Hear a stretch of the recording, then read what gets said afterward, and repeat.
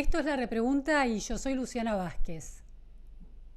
Momento crítico para la macroeconomía argentina que la gestión del presidente Milei intenta reordenar. Pero además queda una conversación pendiente hacia el futuro. ¿Cómo pasar de una macro racional al crecimiento genuino en la Argentina? ¿El litio nos va a salvar? ¿El cobre nos va a salvar? Hubo anuncios de una importante minera acerca de una inversión de 17.000 millones de dólares para explotar cobre. ¿Por qué Chile logró construir una macroeconomía sólida y una matriz productiva sólida en base, entre otras cosas, a la industria minera, el cobre puntualmente y también el litio? De eso vamos a hablar hoy en La Repregunta, de la mano de uno de los expertos chilenos en el sector minero más respetados en Chile, muy conocido en este sector globalmente. Me refiero a Gustavo Lagos. Muchísimas gracias, Gustavo, por estar hoy en La Repregunta. Mucho gusto, Luciana. Bueno, Gustavo Lagos es profesor emérito del Departamento de Ingeniería en Minas de la Pontificia Universidad Católica de Chile y, como les decía, uno de los expertos más reconocidos en el campo de la minería, especialmente en tema de minería de cobre y de litio. Fue cofundador del Centro de Estudios de Cobre y de la Minería en ese país, es pionero en estudios del litio, es doctor en electroquímica por la Universidad de Leeds en Inglaterra e ingeniero en minas por la Universidad de Chile, y asesoró al actual presidente de Chile, Boric, en la política de la industria del litio que se anunció en 2023. También integró hasta el año pasado el panel de precios del cobre del Ministerio de Hacienda chileno. Es un investigador, un especialista que viene dedicándose a este campo desde hace décadas. Así que vamos a aprovecharlo hoy en La Repregunta. Una primera cuestión para tener un panorama claro, Gustavo. ¿Cuál es el peso de la industria del litio y de la industria del cobre, de la explotación y de la comercialización de esos dos minerales en la matriz económica, macroeconómica y productiva chilena? ¿Qué representa para Chile ese sector? En términos de las exportaciones, el cobre es más del 50%, ¿no es cierto? Sobre todo con estos altos precios del cobre. Las exportaciones son del orden de 50 o 60 mil millones de dólares anuales. Y las exportaciones de litio son del orden de, el año pasado también, 2 a 3 mil millones de dólares. O sea que es una industria mucho más pequeña. Y comparado con otros centros de explotación y de comercialización de cobre y litio en el mundo, ¿qué lugar ocupa Chile en ese sector global?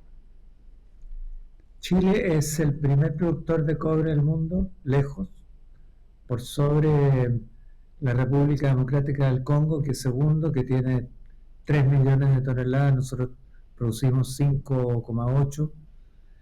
Y tercero está Perú, que viene justo detrás de la República Democrática del Congo. O sea, y es muy difícil que nos alcancen en los próximos 10 o 20 años.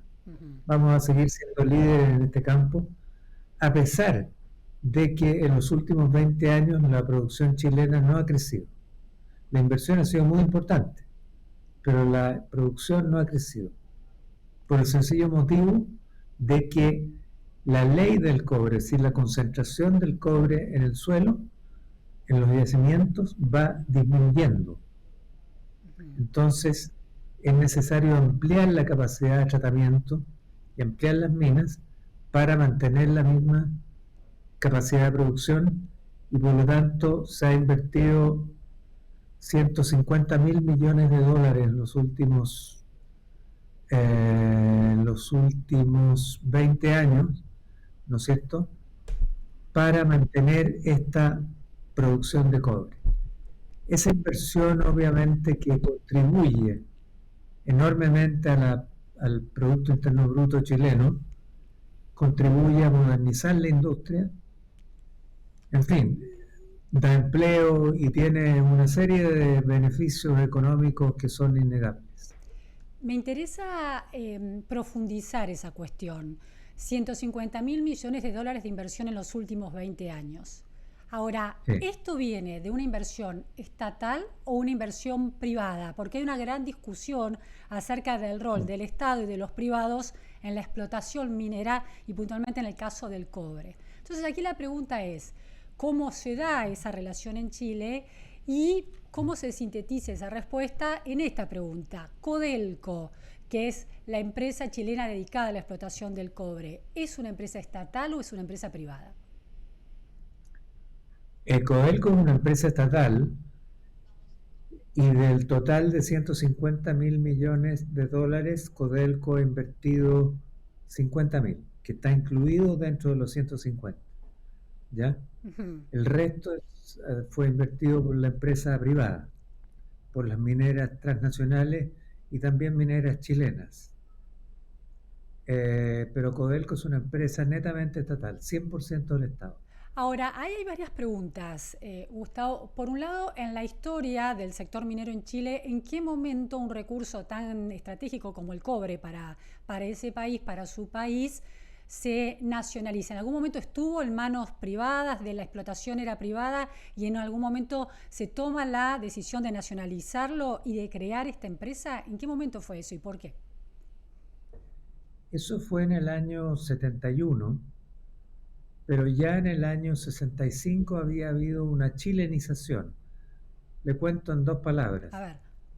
Icamata se inauguró en 1914 y Teniente se inauguró en 1907.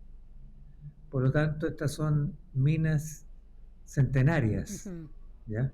Salvador fue en 1928 y Andina se empezó a producir justo con la nacionalización en 1971.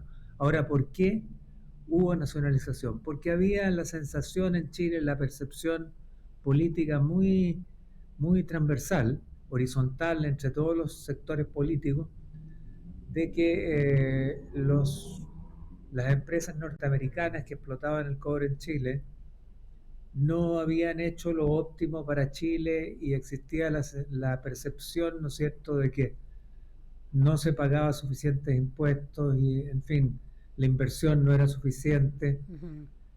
Hay cierta base para eso, pero lo importante es que políticamente se pensaba eso a partir ya de 1950, ¿ya? Yo diría que a partir de 1950 en adelante empieza a tejerse esta idea de nacionalizar el cobre. Y esto se materializa primero con la chilenización, que significaba que Chile pasaba a tener el 51% de la propiedad de las grandes minas de cobre Ujú. y en el 71 el 100%. Ujú. Ahora, ¿Ya? ¿cómo es ese proceso una vez que llega la dictadura de Pinochet y lo que en la Argentina se suele llamar como el Chile neoliberal, ¿no? De libre mercado, de competencia de mercado, de apertura económica? ¿Se sostuvo a lo largo de ese largo proceso que después y del ingreso de Chile a la democratización, se sostuvo Codelco como empresa 100% estatal? Se sostuvo como empresa 100% estatal, en parte importante porque por ley el 10% de las ventas de Codelco eran asignadas a las Fuerzas Armadas. Mm. Entonces las Fuerzas Armadas fueron las que defendieron la no privatización de Codelco. Interesante. Y de hecho en el plebiscito 1980, Codelco estuvo a punto de privatizarse, ¿ya?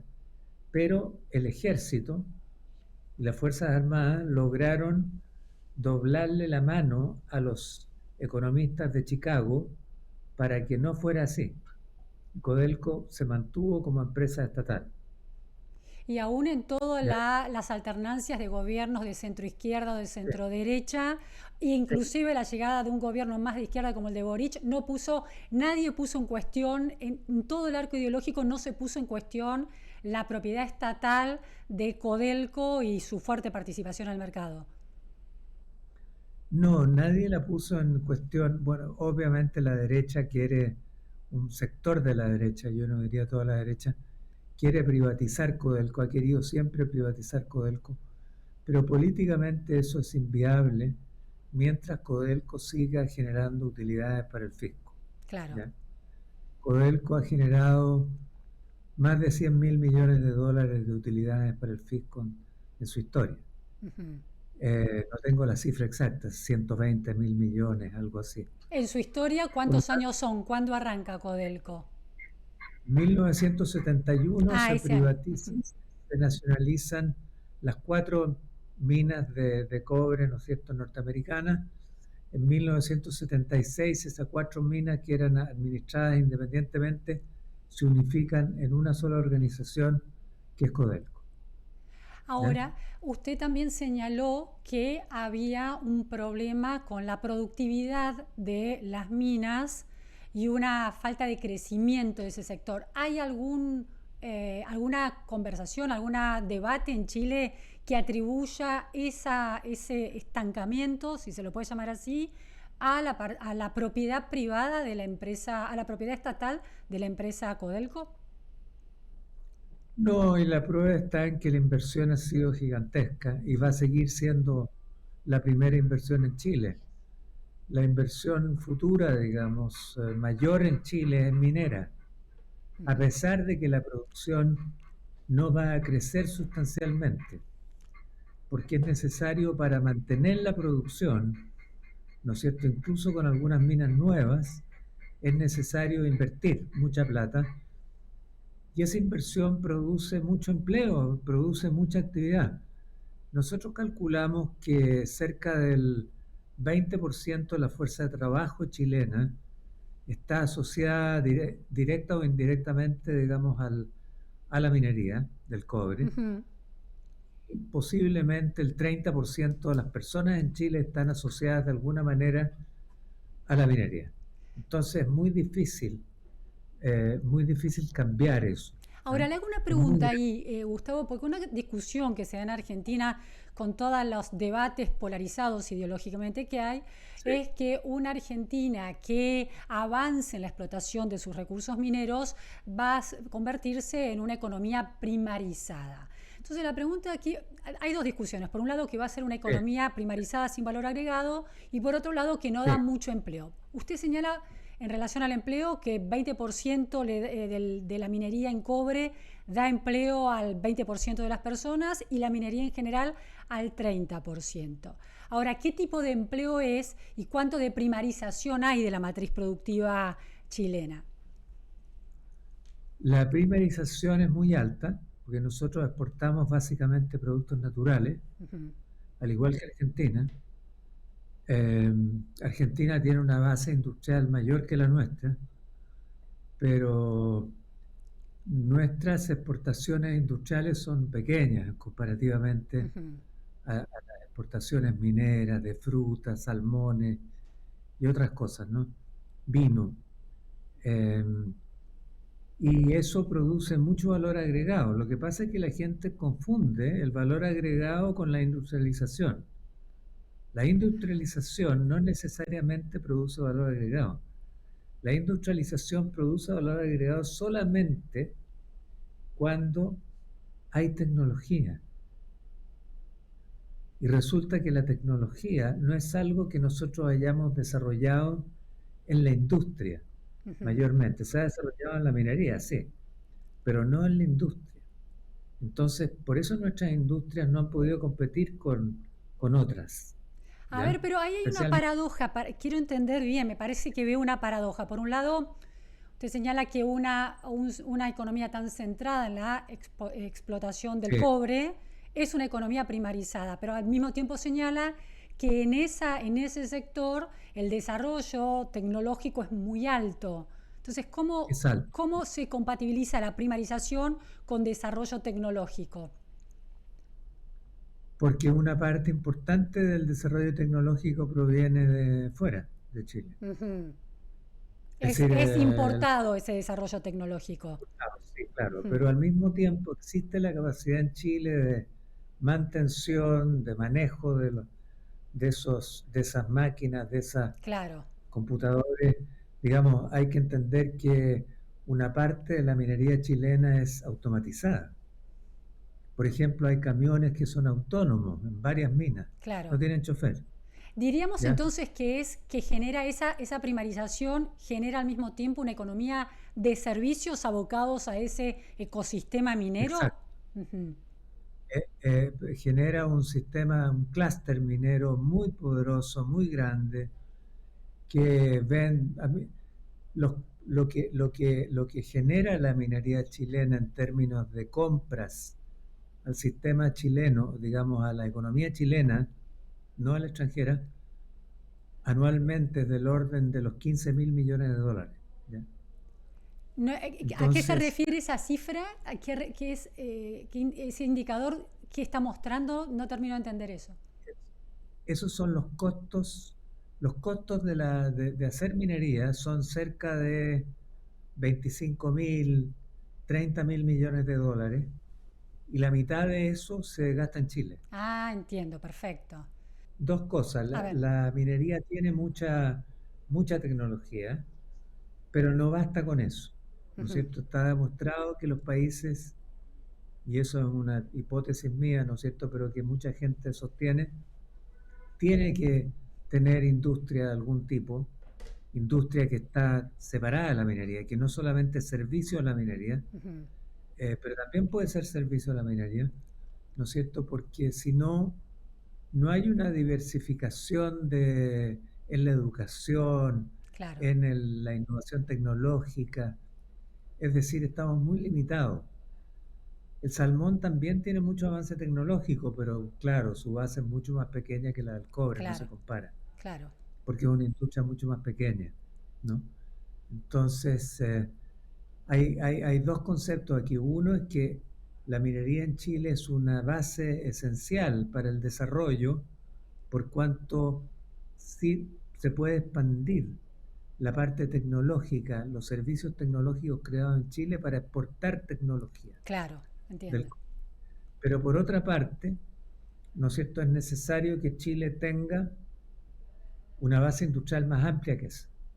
Y Entiendo. eso nadie sabe cómo hacerlo, no solamente en Chile, sino que en ninguna parte. Bueno, salvo en Asia.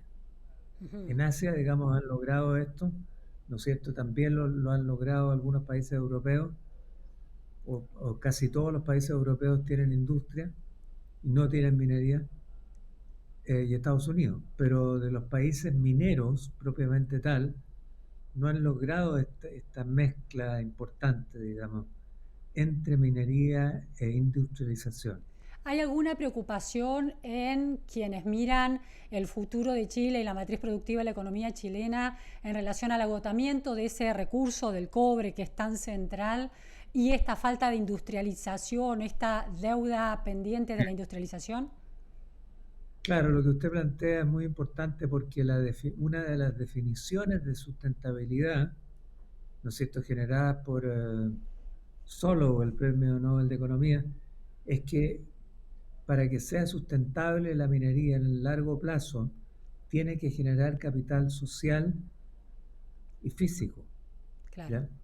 Suficiente como para sostener al país una vez que se acaben estos recursos. Los recursos no se van a acabar. Lo que pasa es que el costo de extraer esto va a ser muy alto porque va a ser escaso el recurso. Es lo que usted estaba Entonces, planteando de que en Chile está bajando la productividad por el agotamiento, porque empieza a haber menos cobre en cada yacimiento, era lo que planteaba al principio. le voy a poner un A ejemplo. ver, Teniente, por ejemplo, que es la mina subterránea más grande del mundo, cada vez es más caro explotarla en la medida que uno va más adentro de la montaña. claro. Lo mismo en Chuquicamata, ¿no es cierto? Es más Y lo difícil, mismo, es más difícil llegar hasta el cobre, eso es lo que usted plantea. claro, es más difícil porque hay que extraerlo, hay que subirlo, hay que Claro. tratarlo y hay menos cobre en la roca que lo que había antes. Y por lo tanto, eh, ese mayor costo, la única forma de contrarrestarlo es teniendo más tecnología. Claro. Y no hay más tecnología en el mundo. Los dos quiebres tecnológicos que hubo el siglo pasado, fueron solamente dos, no se han vuelto a repetir. Y por eso que tenemos un precio tan alto en el cobre, porque Ujú. no tenemos un nuevo quiebre tecnológico. ¿Cuáles fueron Y esos dos vamos a, quiebres tecnológicos, Gustavo, que usted subraya? El primero es la introducción de la flotación a principios del siglo XX. La flotación fue descubierta en el siglo XIX, pero se introdujo en algunas minas norteamericanas y en Teniente en 1910. ¿Qué es la ¿Ya? flotación? La flotación es el principal método de procesamiento del cobre. Ujú, Uno toma la roca, la muele y al molerla se liberan las partículas de mineral rico en cobre. ujú. Después echa todo eso a un reactor en el cual se inyecta aire, ¿no es cierto?, con reactivo, y las partículas de mineral con cobre se adhieren a las burbujas y flotan. Bien.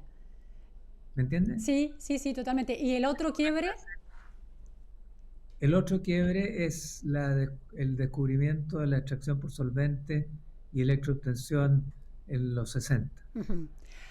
Gustavo, quiero pensar en Chile como un espejo de la Argentina, porque Chile está en Sí, su curva productiva en un momento muy diferente y en la claro. Argentina está muy subexplotado, ¿no? La última vez que hubo una Totalmente. mina abierta fue en 2018, se cerró la última mina y desde entonces no se explota cobre en la Argentina. Entonces, evidentemente aquí es más fácil llegar al cobre.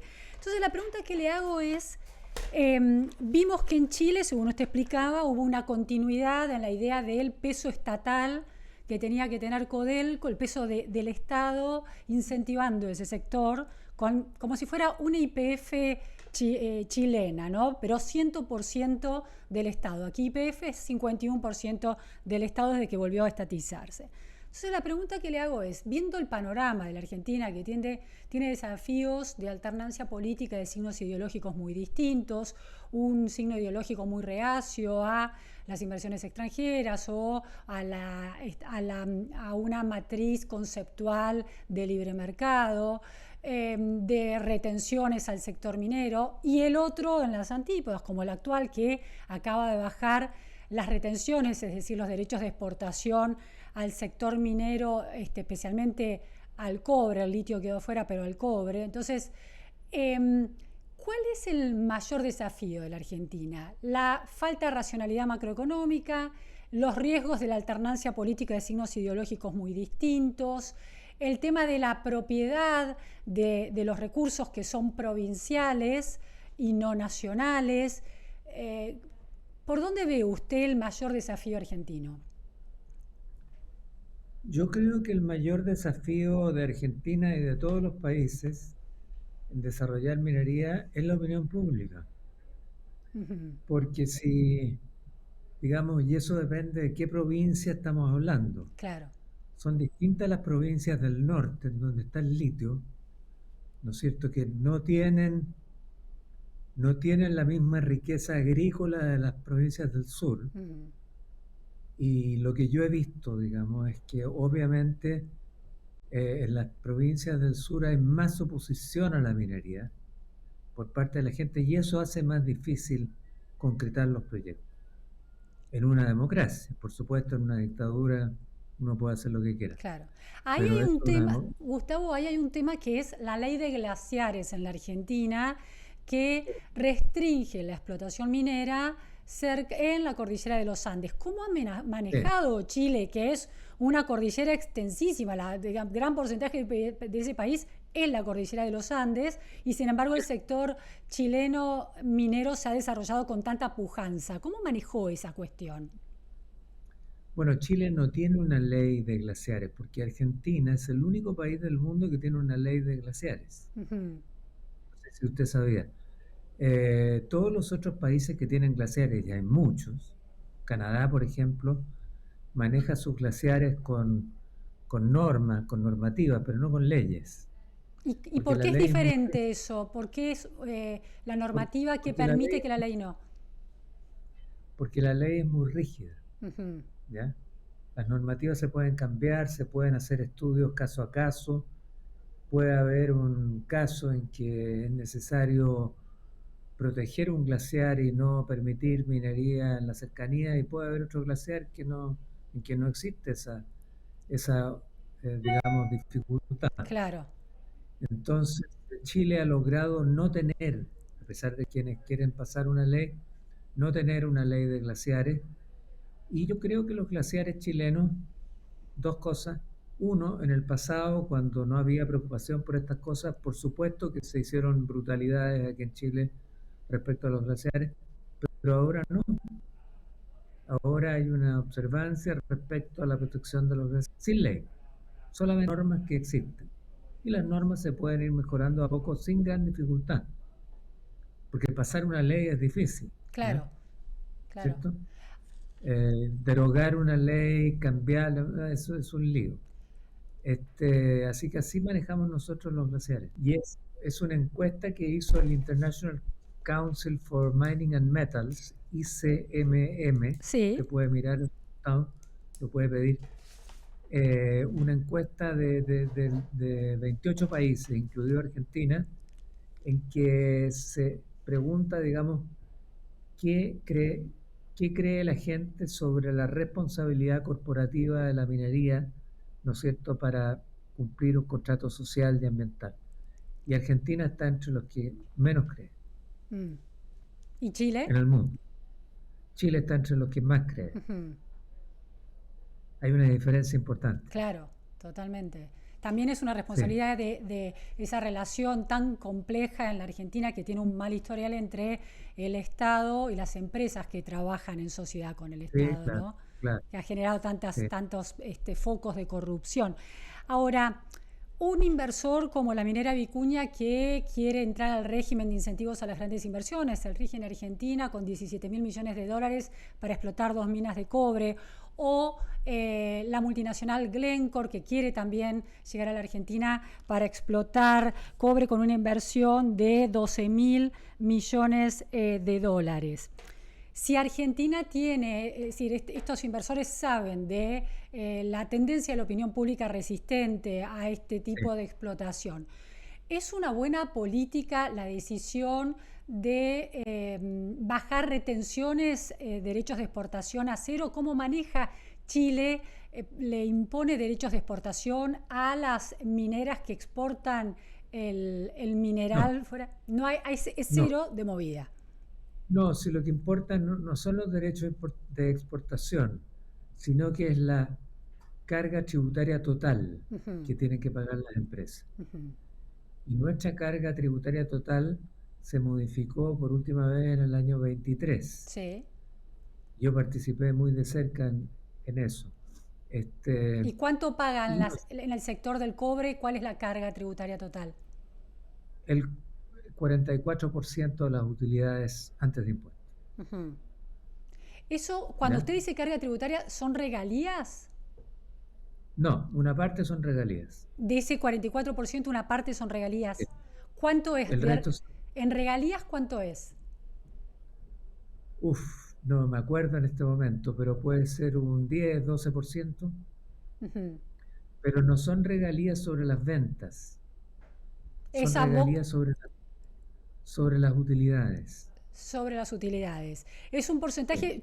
El año pasado el Senado aprobó en la Argentina regalías a la minería por 3% de los proyectos que están en marcha sobre el precio de boca de mina, y del 5% las provincias lo pueden extender para nuevos proyectos, del 5%. Lo que importa en definitiva es la tributación total, es la carga tributaria total.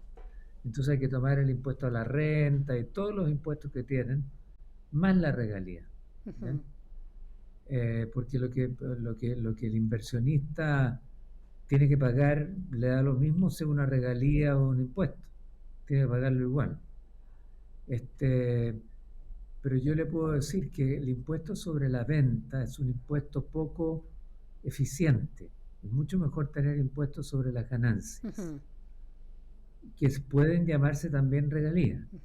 De hecho, nosotros tenemos un sistema así y Perú nos copió y tiene un sistema parecido. Y ahora está extendiéndose esto a otros países, ¿no? 5%, lo que yo recuerdo, y recuerdo bien, es un impuesto alto a las regalías, o sea, al impuesto sobre las ventas. es un impuesto alto. Pero eso también depende de cuál es el impuesto a la renta, ¿no? Ujú. Cuál es el impuesto al retiro de utilidades al extranjero, ¿no es cierto? En fin, nosotros tenemos una estructura de impuestos que es distinta a la Claro. Argentina.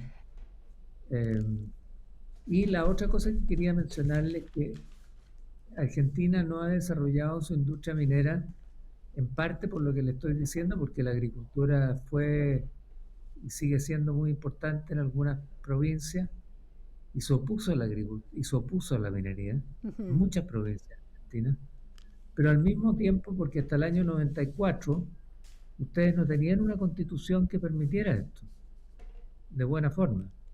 Entonces, la constitución del 94 argentina es la que permite que las provincias, digamos, administren esto en forma Claro. bastante autónoma, ¿no es cierto? Y limita el campo de injerencia federal. Ujú.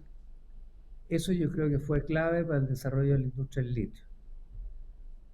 En Chile, a diferencia de Argentina, la constitución del 80 es lo que es la clave, digamos, en dejar desarrollar la inversión que hubo en Chile después de los 90. ¿Y por qué no antes de los 90? Porque antes de los 90 había una dictadura que no era legítima ante los ojos internacionales y entonces había Claro. incerteza de la inversión. Y por eso se invirtió después de que hubo gobiernos democráticos. Así que la cuestión política y la continuidad, de una continuidad democrática, por supuesto, de Sí, base, pero una cuestión también de una continuidad de decisiones estratégicas económicas es central para un inversor. muy importante, Claro. muy importante. No se pueden estar cambiando a cada rato las leyes, la tributación, porque las inversiones mineras son muy grandes y una vez que uno hace la inversión, no está totalmente casado Claro. por el país. Queda la inversión metida ahí en el terreno, no la puede sacar.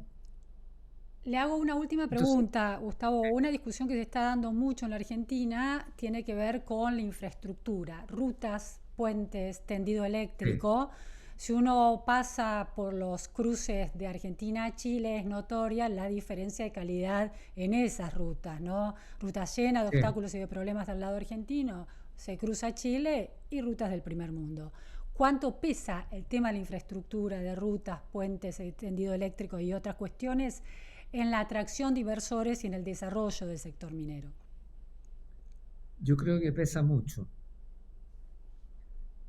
No hay que olvidarse que Argentina iba muy por delante de Chile hasta el año 95, o no, sí, 95, por ahí, que es cuando empezó la ley de concesiones en Chile, Ujú. que permitió desarrollar infraestructura con el sector privado. Cuando dice que ¿Ya? iba muy adelante, ¿a qué se refiere? ¿Adelante en qué cosa iba Argentina? No, la calidad de las carreteras en Ah, Argentina era maravillosa, pues comparada con Chile antes de 1990. ujú. Antes de 1990 en Chile era un desastre. ¿Ya? Argentina no, tenía muy buenas Sí, carreteras, sí, pero sí, sí. hoy ya no es así. Hoy ya no es así. Efectivamente, la infraestructura en Chile es muy buena a pesar de que nos hemos quedado atrás en los Ujú, últimos 10 años. ujú. Bien. Bien, bueno, y ese modelo de asociación público-privada, ¿no?, que hay en Chile para las Sí. rutas, también es un modelo que Chile aplica en el sector de la minería, digo, con una empresa como Codelco, muy líder en el sector, pero hay empresas privadas y concesiones privadas también. La, no aplica es decir, lo aplica en forma limitada. Ajá. Hay un campo para la minería privada y otro campo para la minería estatal. ¿Ya? Dentro del Y cobre, una dice última, usted, dentro del cobre. sí, el cobre, Ujú. sí, porque el cobre podemos analizarlo porque ya hay muchos años. Pero le puedo decir que el caso de Codelco es notable porque es la única empresa estatal de cobre, no me atrevería a decir en el mundo, pero sí desde la nacionalización que ocurrió a fines de los 60 en el mundo, que abarcó, digamos, Zambia, Zaire o el Congo, Ujú. Perú. Esos tres países tuvieron que privatizar de nuevo porque había tanta corrupción y manejaron tan mal las minas que tuvieron que reprivatizarla. Ajá. Chile no tuvo que hacer eso, porque Codelco nunca perdió plata salvo un año. Muy interesante realmente el caso Eso chileno. hace una diferencia gigantesca. Claro, claro, Entonces los chilenos creen en la nacionalización. claro. Bueno, una empresa estatal que funciona con la efectividad que se suele atribuir a las empresas privadas, ¿no? Que para Argentina es Mire, muy hay muchas atípico. críticas a Codelco, muchas Ujú. críticas a Codelco, pero yo siempre digo cuando me preguntan, Codelco va a seguir siendo estatal siempre que genere utilidades para los chilenos, Claro, ¿ya?